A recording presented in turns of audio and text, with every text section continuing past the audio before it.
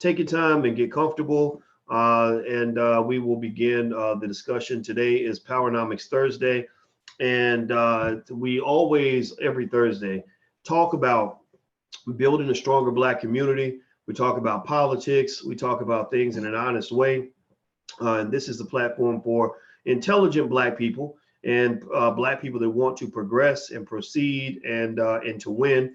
So if you do not fit that category, if the description does not fit you, then please exit stage left, because we do not want you here. It's to address the issues in our community today. I have the honor and the pleasure to speak with a man for whom I have tremendous respect, Dr. Claude Anderson. Dr. Claude Anderson is the author of the books Powernomics, Black Labor, White Wealth, the Black History Reader 1 and 2, Dirty Little Secrets 1 and 2, and the Black History Reader. His website is powernomics.com. And without further ado, I'd like to ask my friend, Dr. Anderson, how are you today, sir? I'm fine. You know, whenever I talk to you on a Thursday, you do lift my spirits because you're a good man, and you ask the right questions from an intellectual standpoint, but you also bring comedy to my sad day. Yeah, well, you know, when you hear, I try not to cuss as much. Usually I tell them, I say, if you're not Black and intelligent, you need to get the fuck out. But I try not to cuss, because I respect my mentors, you know. But you know, Dr. Anderson, I tell you, and I think that's important. You know, I heard Dr. George Frazier came through here last week, and he said something that was real interesting. I'd like to get your take on that. He actually said, you know, when you're talking about trying to build for the Black community, do not waste your time debating the same Black people that Harriet Tubman would have just shot. That's right. You're absolutely right. I have another way of phrasing it, though. I tell people, they say, Dr. Anderson, what about this guy? He doesn't believe in that, and he's not convinced that he wants to do this or that. So let me tell you one thing. I said, here's an analogy that I try to give to people. I said, if you're walking down the street one day and you looked up and saw a whole crowd of people, you know, standing around a building. They look up, and the building's about 10 stories high, and you look and you say, what are these people crowding around that building for? That 10-story building. It's a look up there. There's a guy on the roof trying to jump off, and don't you be the clever mind to say, well, I'll tell you what, every person has a right to live. Every life is valuable and important. So therefore, quit chanting that the man should jump. Quit yelling, jump, jump, jump. Let me go up there and talk to this guy. Maybe I can talk him down and save a life. And what happens? The guy gets up there. He goes up through the elevator and up to the roof, goes out on the ledge and talks to the guy. He talks to the guy about 5 minutes, and nothing happens. Then all of a sudden the crowd started chanting again, jump, jump, jump, jump, jump. He leans over the edge and says, hold it one more second. Give me another 5 minutes with him. And I think I can convince him that life is worth living, and he should save his life and look out for his children and the world and blah, blah, blah, blah. So everybody stopped chanting. They wait another 5 minutes, and what happens after that? After that, both of them jump the hell off. He talked you into jumping, so yeah. See, the rule is in Claude Anderson's Powernomics principle, Dr. Watkins, if you're talking to somebody, you can't convince them what's right and what's wrong and why they should love and respect their own people and practice group economic, group politics, and be a competitive group in the society, strictly and solely by themselves, and don't bend down and kiss people's butts to try to get along and do sambo dances.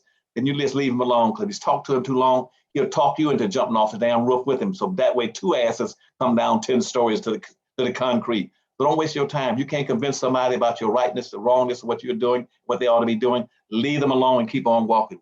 Well, what do you guys think about that? I agree with that. I think that listening to all your Negro naysayers, that's going to set you back. They've been brainwashed, and they unfortunately can brainwash you. Wait, you say? Yeah, you go up there, they turn around and brainwash you and make you as stupid and dumb as they are. You want to commit suicide.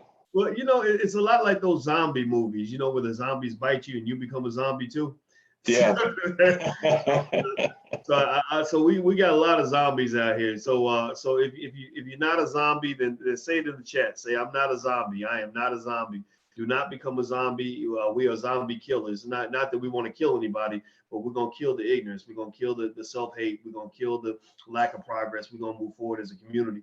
Now, everybody, do me a favor. Shout out your city. If you haven't shouted out your city, please do. Shout out what city you came from. Also, Lena is asking if Dr. Anderson will be at the convention in Houston next month.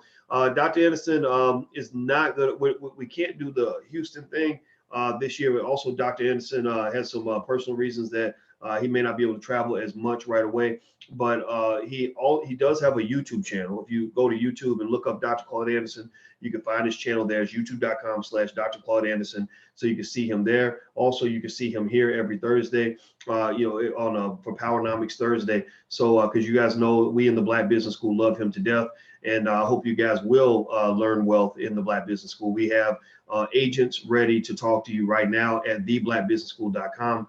So just come on in and feel free to take a look, and we'll get you started on your path to empire building. So Dr. Anderson, let me ask you this question. A lot of people have been asking me about this, and I know they want to know your take on this. There's been a lot of conversation recently about Donald Trump and whether or not Donald Trump is a racist. That's kind of the ongoing rhetoric that I'm hearing. He's a racist. He's a racist. He's a racist. He had a back and forth with Elijah Cummings, one of the congressmen, and apparently he referred to Baltimore as infested.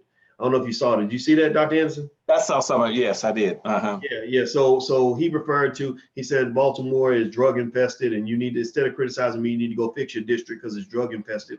So then there was this Negro on CNN. I don't remember the guy's name, but he says, he starts talking about what Trump said, and he starts crying on CNN.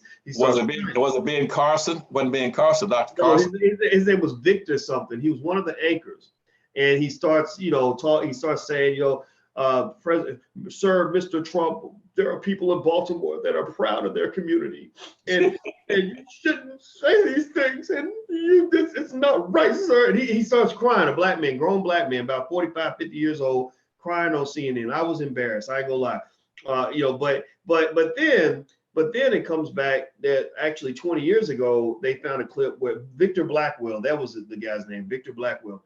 So then they found out 20 years later that Elijah Cummings himself referred to Baltimore as drug infested. So now the Republicans are saying, you're calling me a racist for what I said, but he said the same thing. Now I want to ask you this. I'm gonna lay the point out. Then I'd like to get your thoughts on all of this. It's not even a question. It's really looking for your comments on this. What I noticed was everybody was talking about the rhetoric. Everybody was saying, "Oh, you're a racist. You called the city infested. That's a mean thing to say." And everybody's talking about what somebody else said, but nobody's really fixing the problem. Ain't nobody really fixing Baltimore, because everybody that's from Baltimore knows Baltimore has problems. So it seems like they're spending more time talking than they're actually spending fixing the issues. And then also, do you think that rhetoric like this makes Trump a racist, or do you think he's just a jerk, or what are your thoughts on just that whole back and forth? Well, first of all, let me tell you, I would not even engage in those kind of discussions if I were out in the street. Those are straw man issues, totally irrelevant, unnecessary. And they're an insult to anybody who gets involved. That's what I call a pooling of ignorance, where people are discussing who's a racist, who's not a racist. When you define, even when you reference some of my books, they don't even understand what racism is. The only people can be a racist in this society right now are white people, period. There's no discussion about it. You ain't got a damn thing to discuss, because racism, as I told you, is a competitive relationship between groups of people that are competing for the ownership and control of resources, wealth, and power. It is a group-based concept. It's not an individual concept. It's not a personal concept. An individual, a man, one person cannot be a racist. Why does a black find that so hard to believe? Racism never existed until the 1500s, about 1503. You cannot be a racist unless you're playing the game. And the game is this, that if the resources are in your community, in your family, in your culture, and your race, then you can be a racist. If you got 99% ownership of it and the other side has nothing. Black people have nothing, zero. They have 1/2 of 1% of any wealth or anything of value, Dr. Boyce, in the society right now. They only have 1/2 of 1%. A black person can do nothing but react to white racism. The black man can't be a racist. He doesn't have the power, resources to enslave, Jim Crow, segregate, or tell black folk where to live, or deny them an education, tell them who they can marry. Black person cannot be a racist. Now, what they've done is since 1859, whites grabbed hold to the word race. Race started in 1503. They picked it up in 1859 after the contest was over. The contest was what? The contest of the concept of race came out of 9 European nations, all competing to use black labor on the doctrine of unequal exchange, pick up poor ass blacks out of Africa and distribute them all around the world and use them as labor, as a labor class. Now, where does wealth come from? Wealth is a product of labor. That's how whites got to be rich. They got free labor. They never paid for it. And they got what's called and they took that free labor and distributed it all through the Americas, North America, Central America, South America. That's what they got. And they use that to enrich themselves. But by 1859, from 1503 until 1859, that time, the race ended. Why?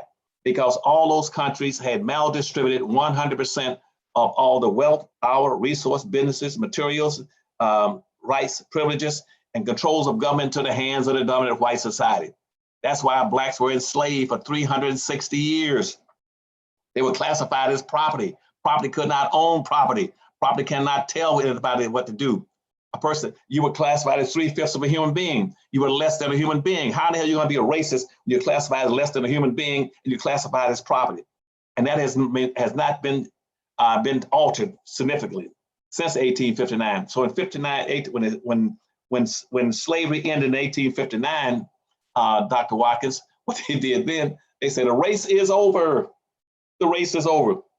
And we whites own and control everything, almost 100% of everything. Now watch this point now.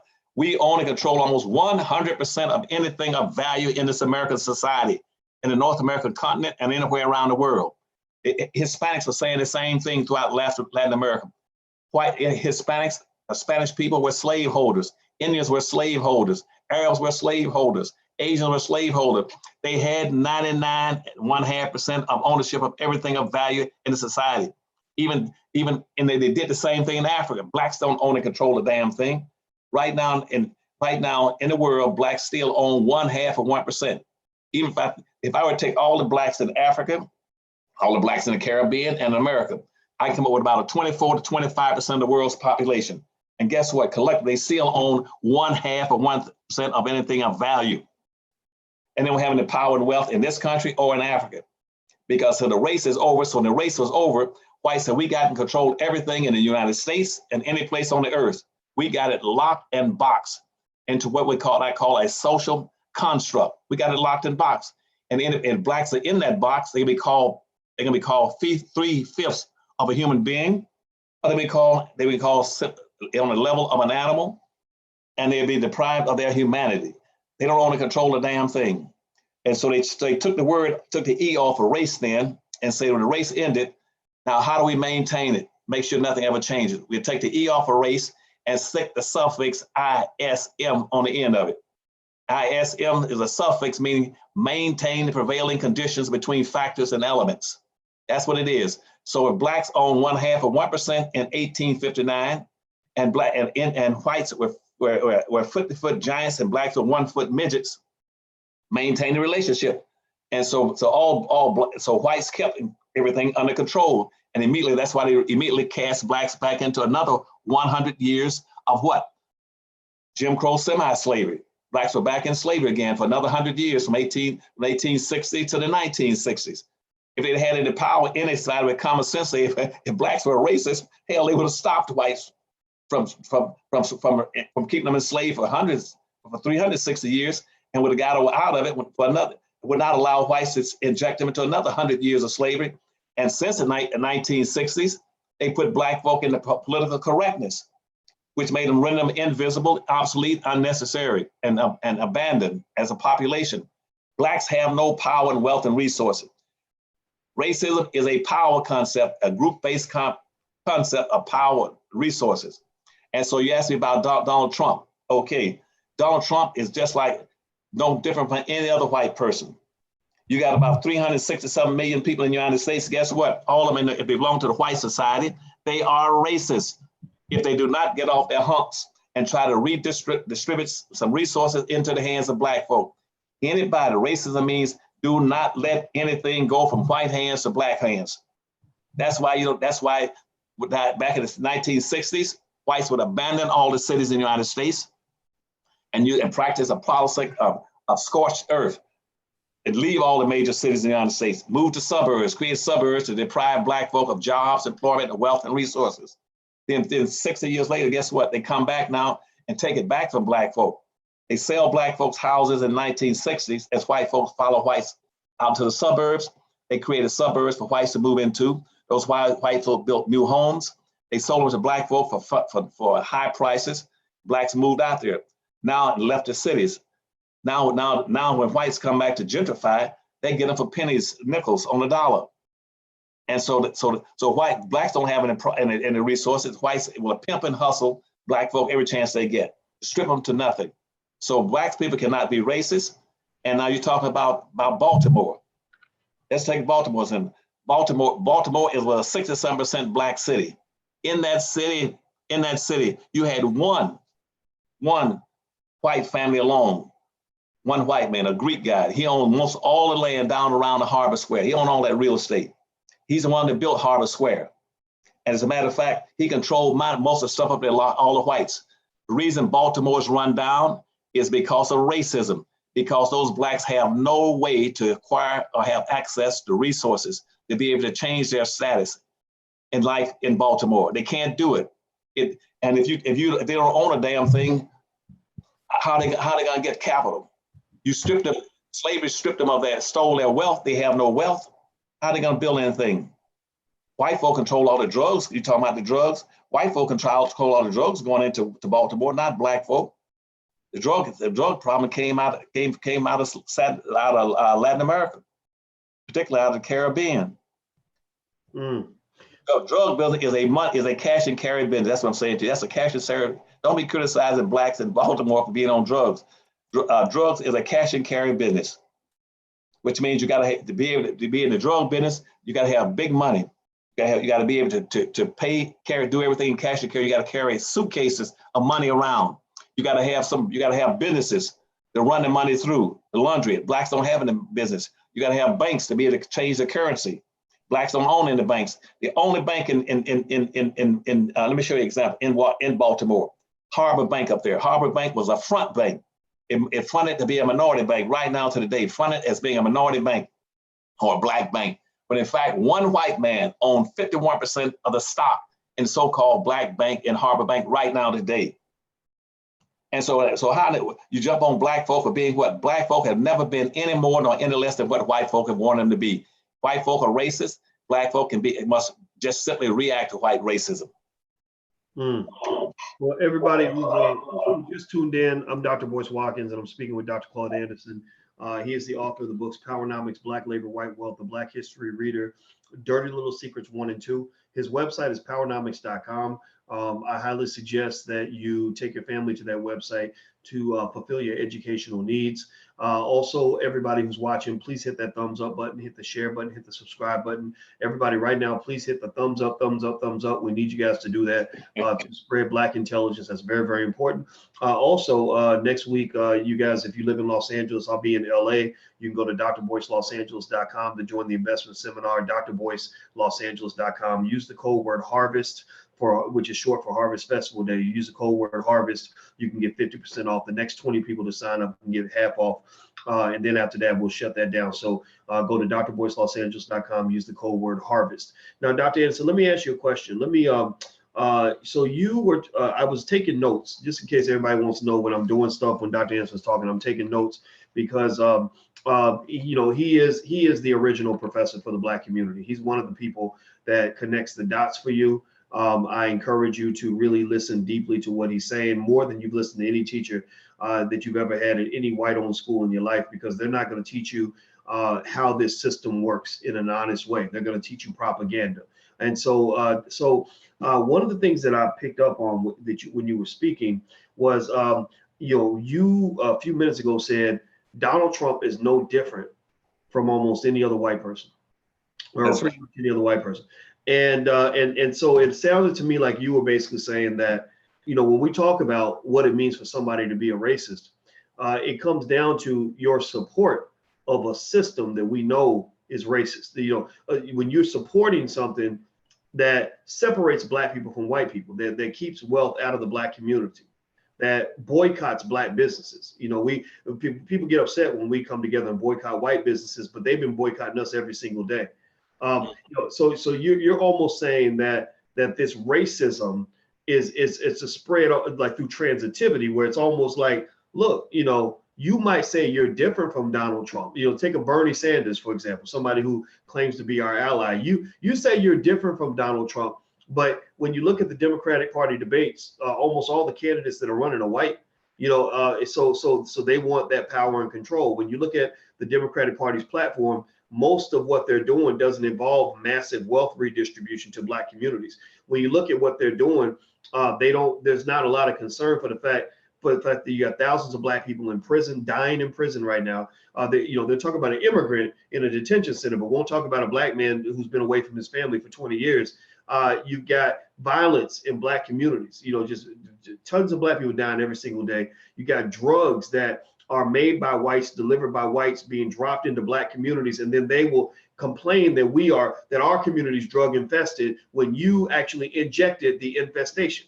You know, our community has the disease, and you gave us the virus. We didn't grow, you know, we don't grow coca leaves in the hood. Tell me yes or no if you guys understand what I'm talking about. Let me know if you get what I'm saying. We ain't got no coca leaves growing in black communities. We don't know how, most of us don't know how to make AK-47s, but somehow those guns end up in our communities. We know white people know how to make guns. We know the history of Smith & Wesson and all these other gun manufacturers. That white folks are good at making guns. We don't make guns that well. You know, there ain't no ships and all this, as you mentioned, all the assets and infrastructure you need to infest the community with drugs. We don't have that infrastructure. That's right. When you talk about a drug-infested community, then you might be right. Maybe Baltimore, like Chicago, like Philadelphia, like New York, like Los Angeles, is drug-infested, but you are carrying the virus and causing the infestation. So you need to look at yourself. That's right. See, you hit it dead on the head, Boyce. And see, as a matter of fact, let me add a couple of points there. See, now as I indicated a few minutes ago, drug trafficking is a white collar crime. It's a white collar crime, not a blue collar crime. And see, that means that, and it's a cash and carry business, which means that for them to bring drugs into the country, guess you know what you must have? You got to, as I said, you must have the cash. You must have a whole volume of cash. You might, whether it's million, you're gonna make $1 million, $2 million buy, you got to bring cash in a suitcase to be able to carry it out. Point one. Point two, you must have the transportation. You got to have some very sophisticated transportation that is extremely expensive to be able to haul all that stuff into the country. Three, you must have a sophisticated communication systems. Four, you must have a banking system. Like I told you in Miami. In Miami, we had most of the drugs were coming in from Cuba. Down in Miami in 1984, even the crack cocaine flying in, coming in from Cuba. Black folk didn't have the vehicles to bring it in, no ships. But even at the airport, in Miami International Airport, it was coming in every day, coming in and being landed in black aircraft on the north side of Miami International Airport. And had the black baggage handlers hauling it off. And once it came off, and guess what? They had Sunrise Bank on Key Biscayne Boulevard. They had a laundering account where they laundered $34 million worth of drug money every day in Sunrise Bank on Key Biscayne Boulevard. Black folk didn't own a damn thing in Miami. So how are you going to blame black folk for the drugs coming in? But here's what they do. They said, well, that's a white collar crime, Dr. Anson. So you got to have all this money and the infrastructure to deal in big drugs. But we got blacks going to prison. Yes, blacks get charged for blue collar crimes. Now those blacks that went over to Miami and bought some little small bags of crack cocaine, about as big as your thumbnail, and they get caught. They went to jail because they're charged with a blue collar crime. And in our system, you have a different thing between white collar crime and blue collar crime. White collar crime is for those who got a lot of money, and they get charged. They get charged in civil courts. The civil court, there's no record kept on it. Now for black folk are charged with blue collar crime. That means that as soon as they get caught with a small bag of crack cocaine in their back pocket, or robbing a damn drugstore or a 7-Eleven, that becomes a blue collar crime. That goes into the criminal courts. It gives them a record. That's why they wound up in prison. That's why they wound up being 51% of the prison population being Black. And 96% of all the Black prisoners are men, because they went in as blue collar crime, and they don't have the money or the resources. And so somehow people need to understand the difference between a white collar crime, which is drugs, and the blue collar crime where Blacks are using it and making pennies out of $1 million buys. But nobody talks about it, and nobody wants to deal with it. And in Baltimore, that's your problem. It's a Black city. Blacks don't own a damn thing up there. You got a black unemployment rate, for instance, in Baltimore is 48%. And let me do one other point. Dr. Watkins, there's only 3 things that the Blacks in Baltimore can do to earn a living, to stay alive, in a city that is 68% Black. 68% Black in Baltimore. Yes, you got rats and roaches infestation, but that's not Black folk problem. Blacks don't have enough money to clean it up. But there's only 3 things they can do up there to earn a living among the rats and roaches. You know what it is? At the top, they can have a business at the top.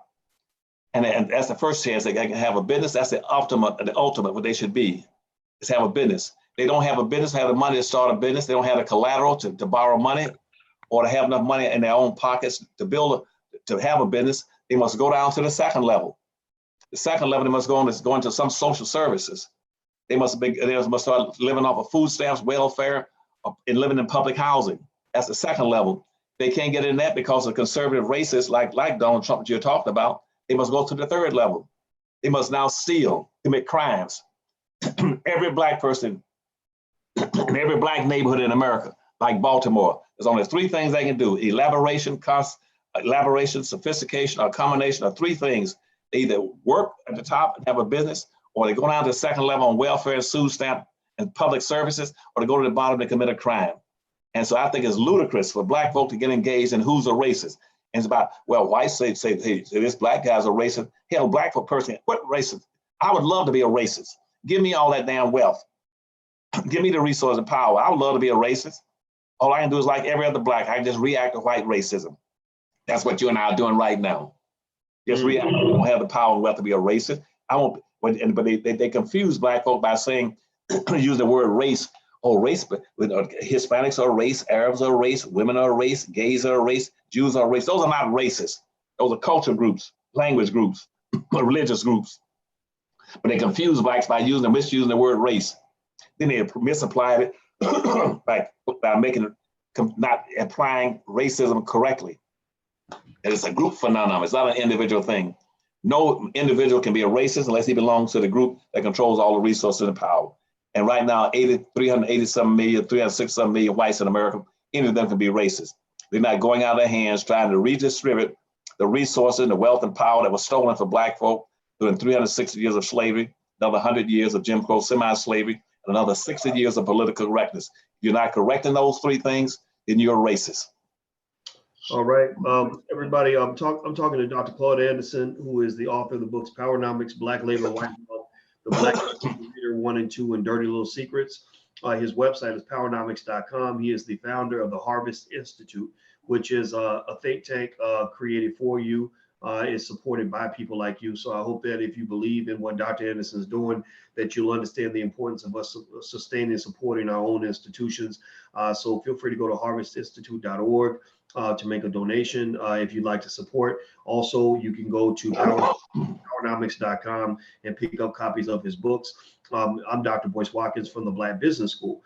You guys can also, if you want to get your educational needs met, we hope that you'll give Blackness a try. We have Black scholars and educators that can teach you lots of great things. This weekend, for example, we're doing a free event, totally free, on Friday called the Emancipation Equation for anybody who's interested in owning rental property. If you've ever thought about buying a building, renting it out as an Airbnb, that's something I'm actually working on doing right now in my life. Julian Gordon, who controls about $3.5 million in real estate, is teaching the Emancipation Equation on Friday. So if you'd like to join, go to theemancipationequation.com, THE, that's theemancipationequation.com. We look forward to seeing you all. We must educate our community. We must rise up. So Dr. Anderson, let me ask you this question. While everybody hits the thumbs up button, please hit the thumbs up button so more people will come into the chat. So Baltimore is an interesting city. A lot of people have brought this up, and I'd like to get your take on it. Baltimore is not just known for some of its issues, but Baltimore, like a lot of cities, has a lot of black politicians. They have a lot of black people that are in what appear to be influential positions. So theoretically, you would have expected that a city with so much black leadership would be doing better than other black cities, but it just never seems that way, and I don't know why. But Boyce, for a very simple reason. There's no direct connection between a black person being elected to a public office or being appointed to a public office and black people in the black community getting benefits. There's no connection. That's a waste of time. That is a summation that most black people make that is a misleading and is nothing but confusion. They don't understand what's happening to them. I did a study back in 1963 as I began to work with the police department. I was a research investigator for the Safe Street and Crime Act. I looked at 1963 at the quality of life for black folk in Detroit at that time, in terms of by using discomfort indicators like food stamps, welfare, public housing, crime, drug abuse, teenage pregnancy, dysfunctional families, dysfunctional schools. I looked at all the indicators, how bad things were for Detroit in 1963. Okay, in 1963 we only had 100 blacks. About 103, let me be more specific. We had about 103 black elected officials in the entire United States in 1963. I looked at the discomfort indicators and black folk in bad shape. Now I waited 30 years until 1993, okay, to see what had happened. And the reason I did that was because in that 30-year time period, the number of black elected officials and appointed black officials in the United States went up over 9,000%. Let me get that to you again so you can get the impact of what I'm saying to you. In 1963, according to the social discomfort indicators, how blacks were suffering, I looked at that and saw what they were and got it in 1963 because you only had 103 black elected officials. 30 years later, in 1993, you had over 9,000 black elected officials. So common sense would say to people, well, hell, if the number of black elected officials in the United States has gone up over 9,000%, it is common sense to assume that the conditions of black folk have been elevated and have improved by 9,000%. Would you suspect that? If the number of black officials gone up, the number of black elected officials in 30 years went up over about 9,000%, you would expect the conditions to improve. But guess what? I looked at the same indicators, social discomfort indicators, and guess what happened? The conditions of black folk in America did not improve. They got worse, Dr. Watkins. They got worse. In that 30-year time period, even though you went from 103 blacks to 9,000, the conditions of black folk didn't connect. Because you see, the reason they don't do it because black folk they get appointed or they run for elected office. The first commitment they make is that I'm not going in there to serve black folk. I'm going to go in there to represent all the people. Nobody, see, they don't understand the nature of politics. Most of it's naivete and others just outright ignorance. Politics is a political premise that says, based on quid pro quo, something for something, one hand washes the other. We live in a nation of representative government, which means if people put you in office, you're supposed to represent those people who put you in the office. If black folk now putting all these black folk in office up in Baltimore, those black folks should be, the primary thing should be taking care of those black folk that put them in office. They didn't know how to put them in office to represent all the people. They put them in, you're supposed to be taking care of the people who voted you in the office. Not only is that the primary premise of politics, but also all those elected officials or appointed officials, guess what? They all stood up in the public square, put their hands on the Bible and swore an oath. Say, I swear an oath on this Bible that in this position, I promise to protect and serve those who put me in office. And yet none of them do it, not one. That's why President Obama didn't do one damn thing for black folk. No black, I've only known in my lifetime in 60 years in national and international politics, I can only point out about 3 blacks that went out of their way to proclaim their blackness, to do something for blackness. And they went in Baltimore.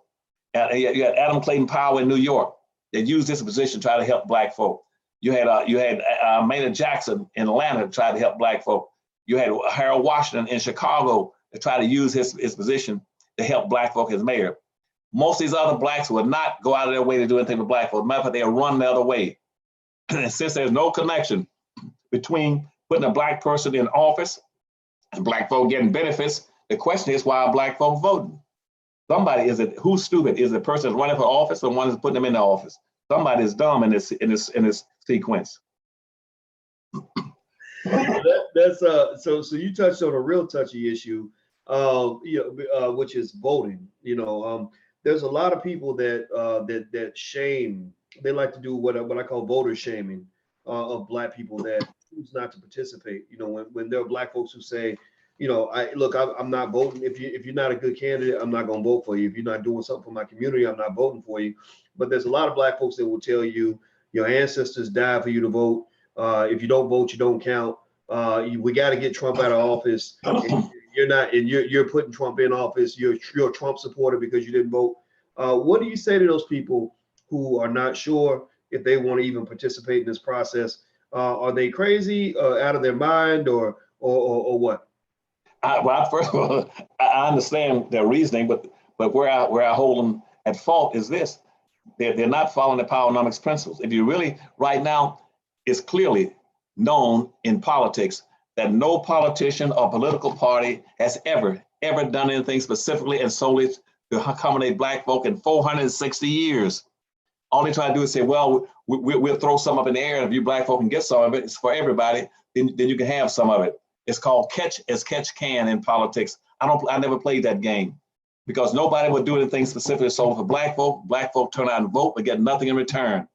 And what you have to do is say, hey, in this game, I will not support anybody that won't support me. And go back to powernomics principles. And I said, here's what I would do. If I was a racist and had the power of a racist and had the wealth, the power, and a trillionaire, a billionaire, whatever it might be, I would say, look, that's every Black in the country. Every Black run out immediately and resign from the Democratic Party and the Republican Party.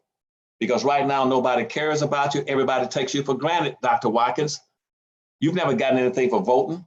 What you say is, okay, here's how we get stuff for voting. Resign from both political parties. Start your own independent party. We're gonna call it the Dr. Watkins Party, where we're gonna have 46 million Black folk to sign up for Dr. Watkins Party. Now you got 46 million people, but none of you belong to the Republican Party or the Democratic Party, because now you've ethno-aggregated. You've ethno-aggregated to your own independent party. Instead of having fingers scattered like that in the Democratic and the Republican Party, you came together as a fist. Say, okay, we are now a fist. Here's what we'll do. We're going to take our Black party or our Dr. Watson's independent party, and we're going to vote as a solid block across this country, 46 million strong in every election. And we're going to publicize that, but we're not going to run into candidates. We're not going to run into candidates. What we're going to say is this: we're going to tell everybody, we now got a Black independent party of 46 million Black folk. That's a hell of a large block of people. And say, now we will vote for and support any candidate who promises the most and delivers specifically and solely to Black folk some of the things we need. It will address our needs and our interests and our dilemma, which has never been done. And say, now, if you understand that we need reparations, we need food, we need to have clean up Baltimore, I want you to send monies to Baltimore. Don't send money there like Trump is talking about. We're going to have an Opportunity Act, which means we're going to put money into Baltimore by credits for capital gains credits to go in there, and anybody can go in there and use it. All you're going to do is gentrify Baltimore.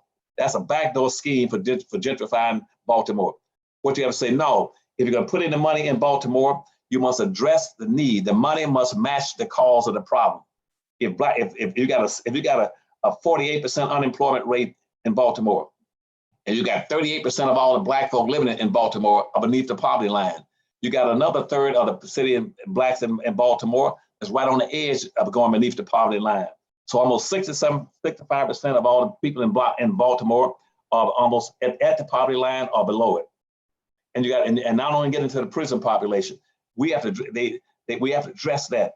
So you send money there specifically and solely for Black folk, put it in revolving loan funds, accounts, and target that money, just like they do. They target money for Jews, they target money for Indians, they target money for Vietnamese or Hispanic kids coming in the country. You demand they target money for you, going through the powernomics concept that Boyce Watkins has. Now he sets up his political party.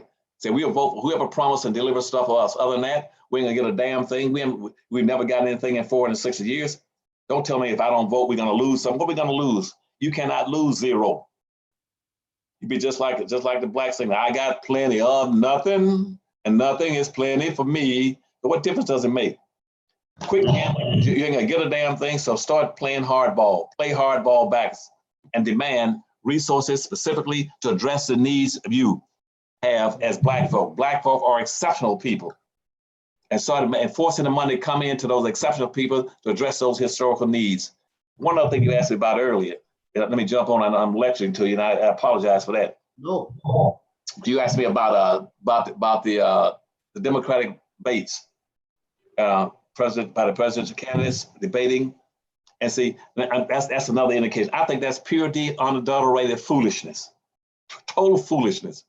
Now, let me show you what I mean by that. I ran campaigns I was a manager of political campaigns, not participating, not a clerk, not hanging door stoppers or working in a telephone or call bank. I ran campaigns for governors, presidents, mayors, attorney generals, state legislators, and a couple for the Congress. And in doing that, you learn how to play this game and say, okay, if you're gonna play the game, I just lost my point now. No, if you're gonna play the game, you play the game to win. And see what they're doing now in that debate, that's foolishness. Look what they've done psychologically. Psychologically, the Democrats just beat themselves. They just stepped on their own Johnson. You know that? Stepped on their own Johnson by doing this. Why would you let 24 people put their name down and list themselves as being candidates for the president of the United States in the same political party? Back in the old days, I played politics. We didn't permit that kind of stupidity. What they should have done is go in the back room and say, look, you got 24 people that are interested. You go in that back room, I'm gonna lock this door and nail it shut. You go back there and decide who's the best and most qualified person. You stay in there until you get one person to come out. And then you come out and announce who that person's gonna be. That's the person that's gonna be running against Donald Trump. Because doing the way you're doing it now, you have made Donald Trump a major force. You made him a giant. You strengthened him by taking one man, Donald Trump over here, that's in the presidency. You're gonna run 24 people against him. That makes him a very powerful man. It takes 24 of you all to try to beat him down. That makes him look big. You made him look big by doing that. And I would have never allowed that. In the old days, when people just try that, we make them go in the back room and say, no, only one of them come out and be the candidate. Now, when you say that, the second thing you do is tell them this. The rest of you all, what are you gonna do? You could go out now and try to go after the Republican Party. See, even Dr. Watson, even if they beat Donald Trump and put a Democrat in office, who cares? You know why? Because the Republican Party still holds the major seats. You can't do anything without their approval. And right now, you got about 47 senators, for instance, in the Democratic Party sitting in Congress, and about 63 Republicans. They can jam you up. You can put God, Jesus Christ, into the presidency. You can't do anything unless you get those senators to vote for it. What they should have done is taken up those 24 people that's running as candidates and debating. Take 23 of them and say, you get out now and take that money. You're spending millions and millions of dollars, $100 billion on campaigning. You take all that money, go run as a candidate against these Republicans candidates, and go after them and take them out of the Senate in the United States Congress. You go vote to use that money to take some of those senators out of the Republican Party and these local elections. That's what you should be doing instead of having 24 people running against Donald Trump. That is asinine and stupid. You're wasting money, time, and energy. And plus, you're nothing more than a circus firing squad, shooting at each other, degrading each other, running each other down, providing cannon fodder for Trump to use later to discredit each and every one of you. That is backwards politics. It's naive. And when I ran candidates years ago for office, I never would have accepted that kind of stuff. There's no way I would allow 24 people to be having a damn public debate 18 months before the damn election, just so they can try to shoot each other in the head and kill off each other and waste hundreds of millions of dollars. And at the same time, the Republicans sitting there just laughing. those 63 Republicans in the Senate with McConnell and the rest of them, they just laughing. They think you're a damn joke.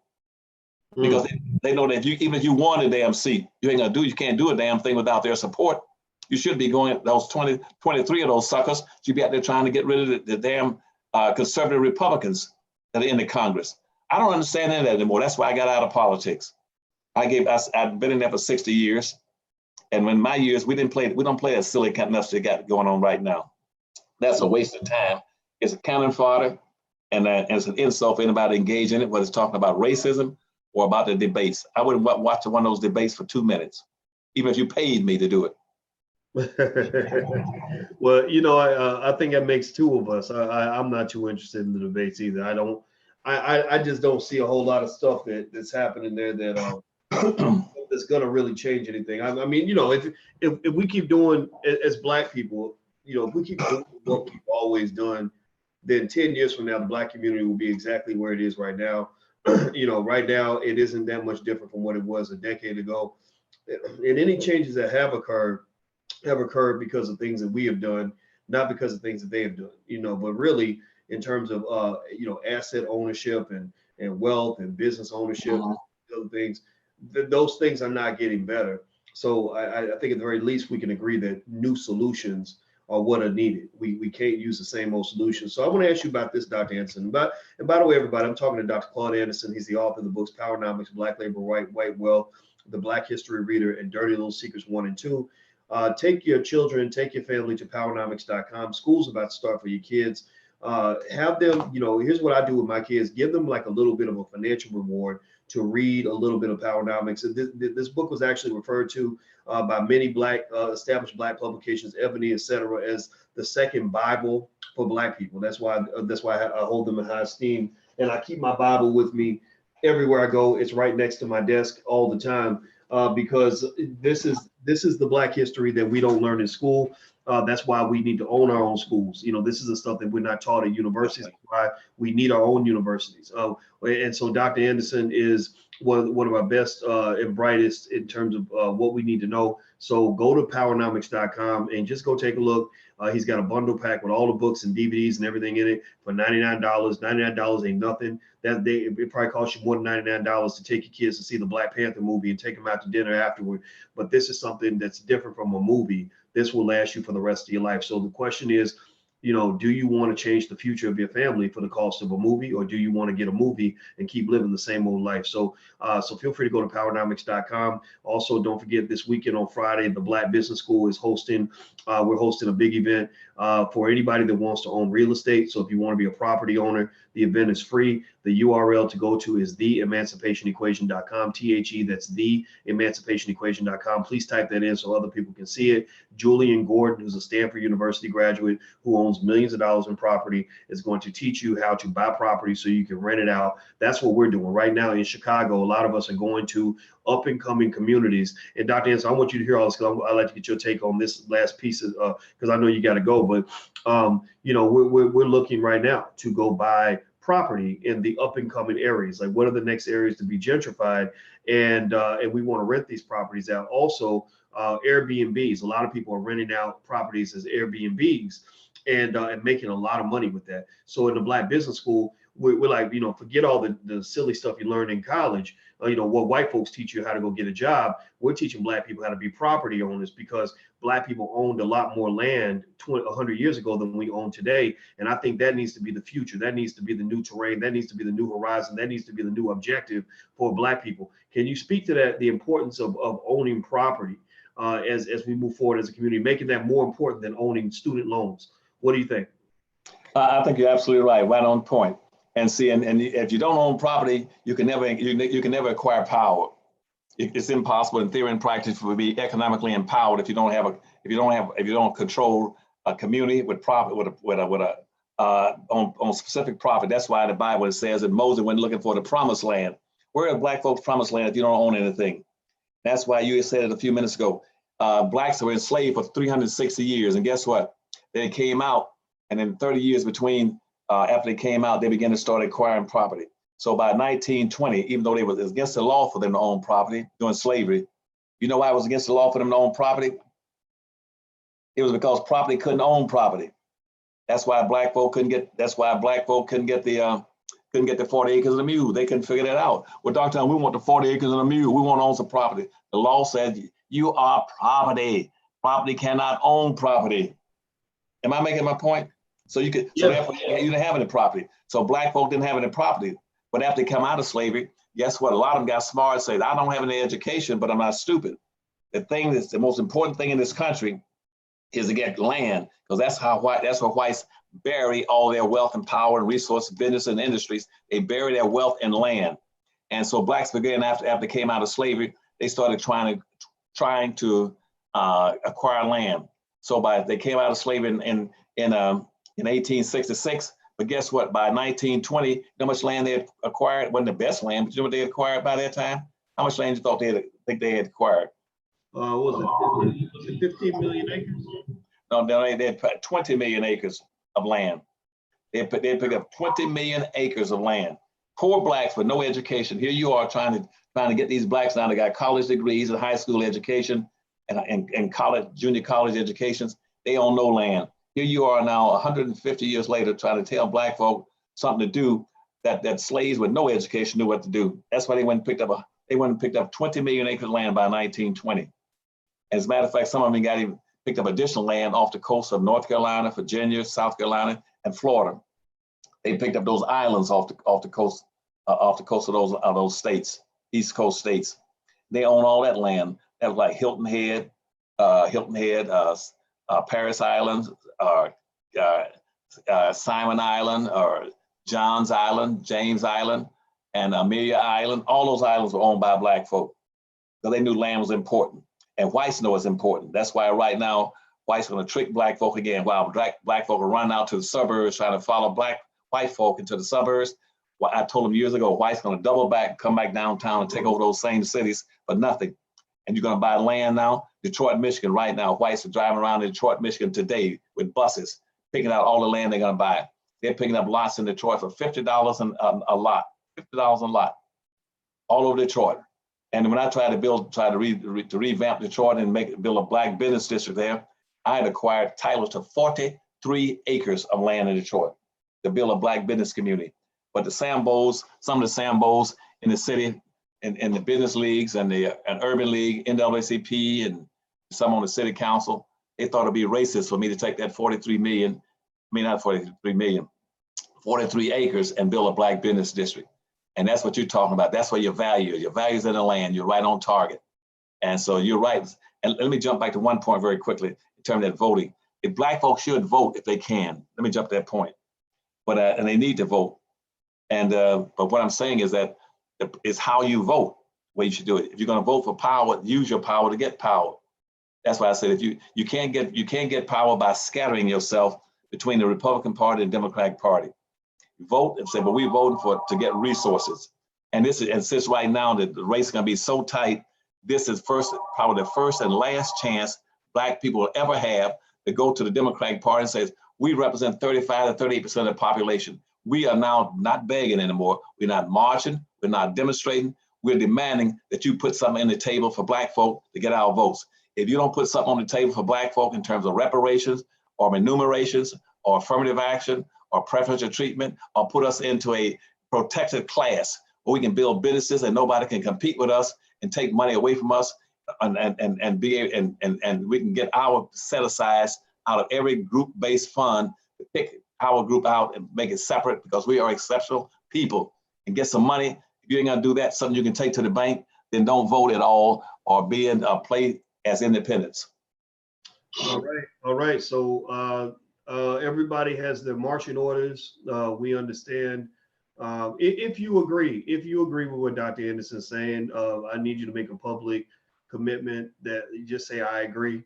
Make a public commitment that you are going to educate your family on what we must do in this generation to get ahead. In this generation, in this century, black folks must not simply chase college degrees and student loans. That's fine if you want to do that. But we must chase property, we must chase business ownership, and we must chase the ownership of other assets. You guys, I've talked to you all about investing in the stock market. A lot of wealth is being created there. If you want to learn to buy your first share of stock, just go to blackmoney100.com. That's blackmoney100.com. There's a free training on how to buy your first share of stock. The video's been viewed 1 million times. And by the end of 2020, we're going to have 1 million Black people invested in the stock market. If you want to learn real estate, the Black Business School has a free event on Friday that will show you the beginning steps to becoming a property owner. Go to theemancipationequation.com, THE, that's theemancipationequation.com. Third, if you want to start businesses and things like that, the Black Business School has a great entrepreneurship program you can take a look at. We have entrepreneurship experts that can teach you everything you need to know very quickly, very easily, very cheaply. Go to theblackbusinessschool.com, THE, theblackbusinessschool.com. We have wealth advisors available right there that can chat with you right there on the website and talk to you about your plans for building and strengthening your family. Also, last but not least, if you have children that you want to be economically strong, we have a great business school for children at blackmillionairesoftomorrow.com. That's blackmillionairesoftomorrow.com. Now, one other thing you could do to build your Black Business School in your house is go to powernomics.com. Powernomics.com is where Dr. Anderson has all of his books. Powernomics, Black Labor, White Wealth. Black Labor, White Wealth was the first book I read. The best book I've ever read in my life. It was the first book I read from Dr. Anderson. I read Powernomics second after I read Black Labor, White Wealth. Black Labor, White Wealth helps you in the reparations argument. It helps you understand how America was built on the backs of Black folks, so you can understand how to unbrainwash yourself by understanding how they brainwashed you in the first place. Okay, so Black Labor, White Wealth, Powernomics, the Black History Reader is excellent in terms of giving you and your family real Black history, not the whitewash stuff. And then Dirty Little Secrets tells you all the stuff that they'll never put in a textbook. So go to powernomics.com. He has a $99 bundle pack that includes all the books and DVDs for just $99. It makes an excellent gift for your children, something for back to school. What I just kind of want you to do is the same way they talked about Occupy Wall Street, I need you to occupy your street. You know, when they talk about occupying all this other stuff out here and protesting and all that, I need you to don't start marching and protesting out in the streets with Al Sharpton or whoever's out there. Start the march and protest in your own house. Have a rally in your own house. Take over your own house. And because you are the educators of your kids, nobody else should be educating your children because they're going to brainwash your kids and screw them up. So you take over the process. We have a whole educational institution just for you. We are the Harvard for Black people. Harvard is not the Harvard for Black people. Harvard is the Harvard for white people. We are the Harvard for Black people, except we're better than Harvard because we understand you better and we care about you more. So if you don't believe me, go look at the racist hiring record that Harvard has when it comes to hiring how many Black professors they're booting off the campus, and they don't even hire them in the first place, but the ones they got, they booting them off. So we love you. We want to see you win, and everything ain't free because we have to fund the projects and things like that. But a lot of stuff is free and everything is inexpensive. So just go give it a try, please. We're begging you. So anyway, Dr. Anderson, I didn't mean to go into my long soliloquy. No, I appreciate that. As a matter of fact, if they look at the button that you talk about, they go to powernomics.com, they go to the top and scroll over, there's a button that's saying YouTube channel. They just hit that button and go to pick up some of the additional information about some of my videos and some of my additional information, some of my speeches and everything else. So tell them to go to that. But let me close out by saying one other thing. I want to challenge your listeners in this regard. Between now and next week, you tell them that I want them to go out right now and find something that I'm going to show you. But you're talking about whether or not Blacks should be voting and why they vote don't get any benefits. If you go out right now, tell them to go out and check on commissions. Every president has established commissions that deal specifically with groups in this country. But not one has ever established a commission to deal with Black folk. Did you know that? And when I say establish a commission, what they do, let's go back now to Donald Trump. This past May, most Blacks don't know this. I think it was like somebody about May the 19th, in the Federal Register, Donald Trump set up a commission to economically elevate Asians and Filipinos or islanders in this country, where every department now has it mandated. They set up a special liaison in every federal department, Department of Commerce, Labor, everything in every department, okay, transportation, all has a representative now and a commission where those people can come in this country and go directly straight up the line, straight to the heads of those programs and get considerations on where resources are, how to get grants, how to get jobs, how to get contracts. Donald Trump just approved that. And every government right now, every level of government at the federal level, every department at the federal level right now has required to be able to allow all of them to come straight to them to give them whatever they want. Same now, now the Hispanics have that set up for Hispanics. Bush back in 1996, he set up a special program for commissions that they would invite them all to Washington, D.C. in those commissions. They spent a whole week, Hispanics, Arabs, and Asians to come to Washington, D.C. and be trained on how to get money and get access to resources.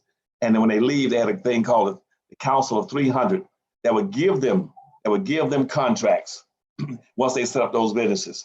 I'm gonna say it to you again. It's called, they set up commissions. They have commissions also on the status of women. They now have a commission on status of gays.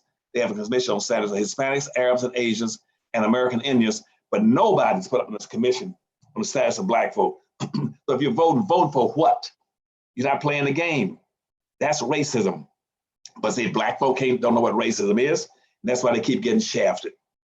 So in the meantime, between now and next week, you tell them go find out, look up in the federal register how many departments at every level, state and federal level, has commissions for everything but Black folk. You would never find one commission that will be set up strictly to give Black folk direct and immediate access to the highest levels of state government, federal government in this country. And that's why right now we got one project that I was telling you about before. There's a high-speed rail system that a Black folk person has been working on, a Black group has been working on now for 5 years. That is shovel ready. They got $45 billion on the table to activate it. But guess what? In 4 years, they've never been able to talk to anybody in the highest levels of government. Nobody in the Obama administration or the Trump administration, they can't even get an audience to present their program. They got all the argument, they got all the documents, the engineering, the cost account, and they spend hundreds of thousands of dollars with a whole big package laying out a high-speed rail system that would create hundreds of thousands of jobs for Black folk in America, create business opportunities for them. They cannot get anybody, they can't sit down with anybody.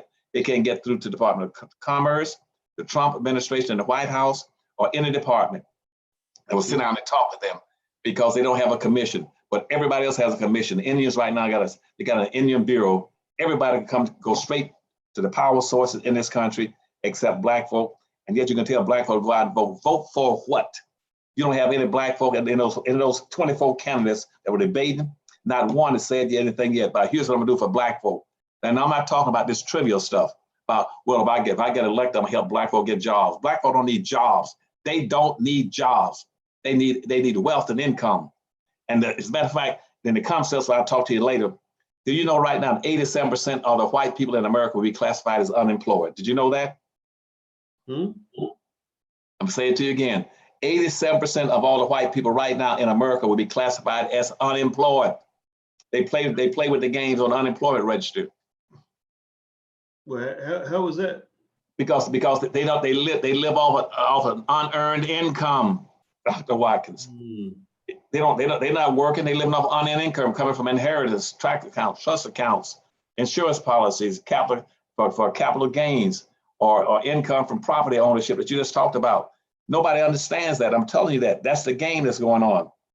And see it, and they talk, well, the unemployment rate for Blacks is 16%. Blacks don't need, blacks are not in the unemployment category. Black folk are joblessness. And one day I'll explain the difference between joblessness and unemployment. Every white person in the country can be classified as unemployed. A Black person must be classified as being jobless, okay? And I'll explain the difference one day, next time I meet with you. Go check on those commissions, okay? Okay, we sure will. I can't wait to hear that difference. That'll be interesting. So everybody, I want you guys, if you can, please give Dr. Claude Anderson a digital round of applause. Just shout out a quick thank you for his time. He does not have to do this. And it's very important when we have our own scholars, our own elders, our own people that are teaching us and not being taught by people who don't care about us. So I know you guys love him, but I want you to make sure you tell him you love him if you can. And it only takes a second. Just say thank you. We appreciate you. And if you want to also dig deeper, Don't forget his website is powernomics.com.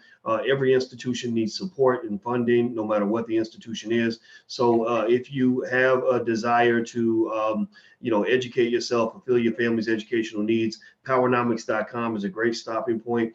Theblackbusinessschool.com is a great stopping point. As I said, we have wealth advisors, we have a support team, we have people waiting for you to talk to you about your specific situation to help make your life better. Also, don't forget that the second Saturday in August is Harvest Festival Day. So I'm going to come to Los Angeles for Harvest Festival Day. Dr. Anderson can't make it for various personal reasons. However, I will do what I can to see if I can bring Dr. Anderson in digitally. So maybe we could do something digital so that he can stay in the comfort of his home, but still address and connect with you in Los Angeles. So if you want to come and meet me when I go to Los Angeles, just go to drboycelosangeles.com. I'll do an all day long investment seminar. We'll learn everything about investing, and it's excellent. All the reviews are great. All the students who've done it loved it.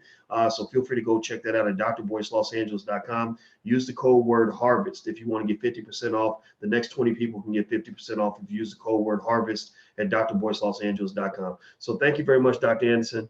It was great talking to you, my friend. Okay, thank you. And also remind them that there'll be a Harvest Festival Day on August the 10th, also going on in New York, in Baltimore, and in Washington, D.C., and possibly coming up in Dallas and New Orleans. From the future, we're going to have a Harvest Institute Day every second Saturday from this day on. These will be our days. We are exceptional people. I love Black folk, and don't let anybody put you in these broad, ambiguous categories. Stand up and say we are special people and demand to be respected, appreciated, reparated, and compensated. Okay? Thank you and take care. I'll see you next week. You too, my friend. See you soon. Okay. Thank you, guys. Have a good day. I'll be back around a little bit later. Talk to you soon. Bye.